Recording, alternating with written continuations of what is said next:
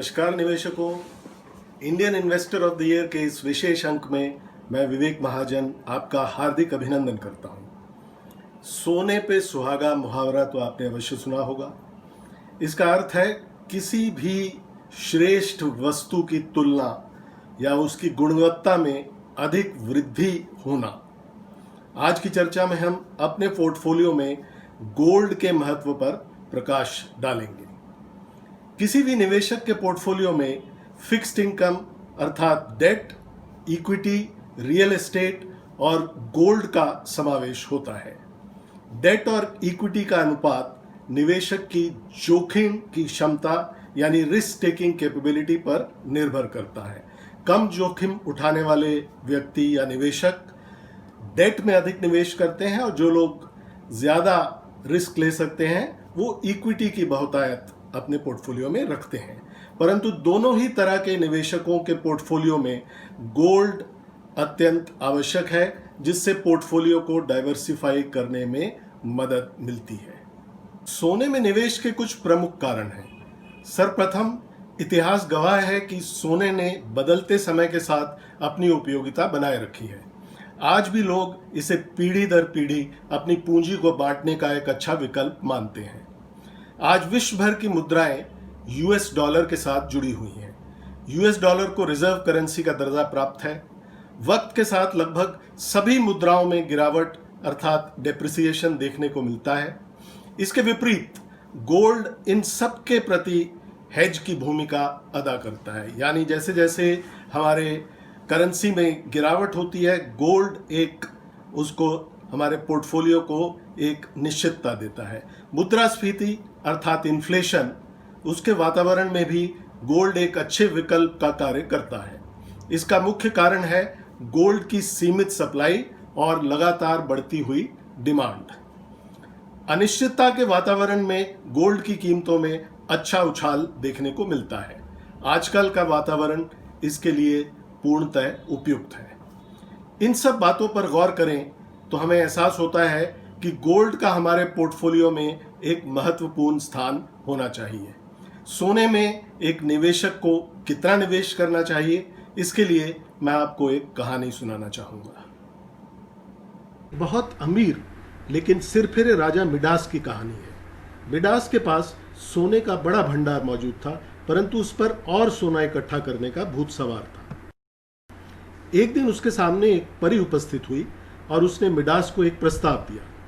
उसने कहा कि एक विश मांग लो जो अगले पूरे दिन तुम पर लागू होगी। मिडास ने परी से जानते हैं क्या मांगा? उसने कहा, मैं जिस भी वस्तु को छू लूं वह सोने में बदल जाए। अगले दिन जब वह सुबह उठा तो उसने अपने बिस्तर को छुआ, वह सोने में बदल गया। उसने अपने कमरे का दरवाजा खोलने का प्रयास किया, वह भी सोने का हो गया। फिर उसे भूख लगी, पर जैसे ही उसने खाना खाने के लिए हाथ बढ़ाया, उसकी सारी खाने की वस्तुएं सोने में बदल गई। पर हद तो तब हो गई जब उसकी बेटी दौड़ते हुए आई और जैसे ही उसने अपनी बेटी को बाहों में लिया, उसकी बेटी भी सोने में बदल गई। इस पर उसे बहुत पश्चाताप हुआ और उसने परी को पुकारा। परी उपस्थित हुई तो मिडास ने अपने किए की माफी मांगी और परी से कहा कि मुझे और सोना नहीं चाहिए, मुझे मेरी बेटी वापस कर दो। उसने दोबारा जब अपनी सोने की बेटी को छुआ तो वह असल में बदल गई। इस कहानी का सार यही है कि सोने अर्थात गोल्ड की चाहत उतनी ही अच्छी है जितना पोर्टफोलियो डाइवर्सिफिकेशन के लिए आवश्यक हो। तो हर निवेशक को चाहिए कि वे लगभग 10 से 15% गोल्ड में निवेश करें। आगे बढ़ने से पहले आपसे एक निवेदन, यदि चैनल को सब्सक्राइब नहीं किया है तो कृपया सब्सक्राइब कर लें और ये अंक अच्छा लगे तो कृपया लाइक का बटन अवश्य दबा दें। आइए अब हम गोल्ड के कुछ ऐतिहासिक तथ्यों की जानकारी लेते हैं और विचार करते हैं गोल्ड में निवेश के विभिन्न साधनों के बारे में। भारत में तो कई सौ वर्षों से ही सोने में निवेश की परंपरा रही है। हमारे यहाँ सोने को स्त्री धन के नाम से भी संबोधित करते हैं।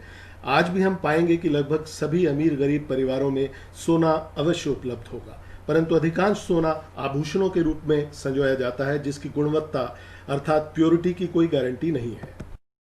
आम लोगों के अलावा विभिन्न देशों के सेंट्रल बैंक्स के पास भी आधिकारिक रूप से गोल्ड रिजर्व्स होते हैं। भारत भी टॉप 10 देशों की सूची में नंबर 10 पर शामिल है। आधिकारिक रूप से यूएसए के पास सबसे ज्यादा सोने का भंडार है, जर्मनी तथा इटली दूसरे व तीसरे स्थान पर हैं और फ्रांस, रशिया और चाइना क्रमशः चौथे, पांचवें और छठे स्थान पर। गोल्ड का उत्पादन करने वाले देशों में चीन का स्थान चोटी पर है। दूसरे व तीसरे स्थान पर आते हैं ऑस्ट्रेलिया व रशिया। भारत के पास गोल्ड के सीमित स्रोत हैं, परंतु यदि गोल्ड कंजम्पशन की बात की जाए तो भारत चीन के बाद दूसरे नंबर पर आता है। इसमें से भी अधिकांश सोना दूसरे देशों से आयात किया जाता है। आज अंतर्राष्ट्रीय बाजार में सोने का भाव लगभग $1800 प्रति आउंस के आसपास चल रहा है। यदि हम गोल्ड का 10 वर्षीय प्राइस चार्ट देखें तो पाएंगे कि 2011 में सोने ने लगभग $1900 प्रति आउंस का उच्चतम स्तर छुआ था। उसके बाद 2016 तक इसमें लगातार गिरावट रही और 2016 के अंत में यह भाव लगभग $1050 प्रति आउंस तक गिर गया, परंतु उसके बाद से गोल्ड में एक बुल रन की शुरुआत हुई जो अब तक जारी है। पिछले वर्ष में गोल्ड ने अंतर्राष्ट्रीय बाजार में 28% का अच्छा रिटर्न दिया है, जबकि भारतीय मुद्रा में यह 42% का है, क्योंकि डॉलर के मुकाबले रुपया भी बहुत कमजोर हुआ है। आज गोल्ड पुनः 2012 की ऊंचाई छूने को तैयार है, तो क्या इन स्तरों पर भी गोल्ड में निवेश करना उचित है? आज अनिश्चितता का माहौल देखते हुए गोल्ड का और ऊपर जाना लगभग तय माना जा रहा है, परंतु एक अच्छी रैली के बाद कीमतों में थोड़ा करेक्शन आ सकता है। $1650 से $1700 प्रति आउंस एक मजबूत सपोर्ट माना जाता है। यदि कीमतें यहां तक गिरती हैं तो लमसम इन्वेस्टमेंट भी की जा सकती है, परंतु SIP के माध्यम से थोड़ी थोड़ी खरीदारी हर स्तर पर की जा सकती है। अगले आने वाले 2 वर्ष में गोल्ड की कीमत $2500 प्रति आउंस के पार भी जा सकती है, ऐसा विशेषज्ञों का कहना है। आइए गोल्ड में निवेश के विभिन्न साधनों के बारे में चर्चा करते हैं। सर्वप्रथम फिजिकल गोल्ड में निवेश की बात करते हैं। कंजम्पशन के लिए खरीदा गया सोना अर्थात ज्वेलरी को हम निवेश नहीं मान सकते, क्योंकि उसमें गोल्ड की बेसिक कीमत के अलावा मेकिंग चार्जेस का एक बड़ा हिस्सा रहता है जो 20 से 50% तक भी हो सकता है। हाँ, गोल्ड कॉइन्स या बार के रूप में कुछ लोग निवेश करते हैं, परंतु इसे सावधानी पूर्वक रखना जोखिम भरा है। याद रखें, बैंक के लॉकर में रखा सोना भी सुरक्षित नहीं है जब तक आप उसका बीमा या इंश्योरेंस ना करवा लें, और सोने पर बीमे की रकम बहुत अधिक होती है। अधिकतर निवेश पेपर गोल्ड या ई गोल्ड की तरह किया जाता है। पहला, सॉवरन गोल्ड बॉन्ड, जो सरकार द्वारा समय समय पर जारी किए जाते हैं। यह बॉन्ड 8 वर्ष की म्याद के लिए होते हैं तथा लॉक इन पीरियड 5 वर्ष का होता है।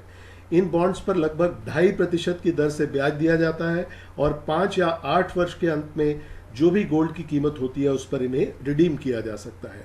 यदि आप लंबे समय यानी 8 वर्ष के लिए निवेशित रहते हैं तो आपको कैपिटल गेन्स टैक्स में एग्जेम्पशन मिलती है, परंतु सालाना ब्याज पर टैक्स देना होता है। सॉवरेन गोल्ड बॉन्ड बड़ा अच्छा विकल्प है गोल्ड में निवेश का, परंतु इसमें लिक्विडिटी नहीं है। यदि आपको लिक्विडिटी चाहिए तो आप गोल्ड एक्सचेंज ट्रेडेड फंड यानी ETF में निवेश कर सकते हैं। आमतौर पर 1 यूनिट 1 ग्राम या उससे भी छोटा होता है और उसकी कीमत शेयर की तरह ऊपर नीचे होती रहती है। आप ETF यूनिट्स को बाजार में कभी भी खरीद या बेच सकते हैं, परंतु यहाँ पर प्रॉफिट पर लॉन्ग टर्म या शॉर्ट टर्म कैपिटल गेन्स देना होता है, जैसे शेयर बाजार के प्रॉफिट पर होता है। सबसे बढ़िया गोल्ड ETF है Nippon gold ETF, SBI gold ETF और HDFC गोल्ड ETF। इन तीनों ETFs ने पिछले 1 वर्ष में 27 से 28% का रिटर्न दिया है। यदि आप SIP के जरिए निवेश करना चाहते हैं तो गोल्ड म्यूचुअल फंड्स में निवेश कर सकते हैं। यह फंड्स इनडायरेक्टली गोल्ड ETF में निवेश करते हैं, इसलिए इनका रिटर्न ETF की अपेक्षा 1 से 2% कम होता है। साथियों, गोल्ड में निवेश आपके पोर्टफोलियो को डाइवर्सिफाई करने का एक बेहतर विकल्प है। ETF के माध्यम से गोल्ड में किया गया निवेश आपके पोर्टफोलियो को मजबूती प्रदान करेगा, ऐसा मेरा विश्वास है। तो ये था आज का अंक। अगले अंक में एक नए विषय के साथ उपस्थित होंगे। तब तक के लिए इजाजत दें। नमस्कार।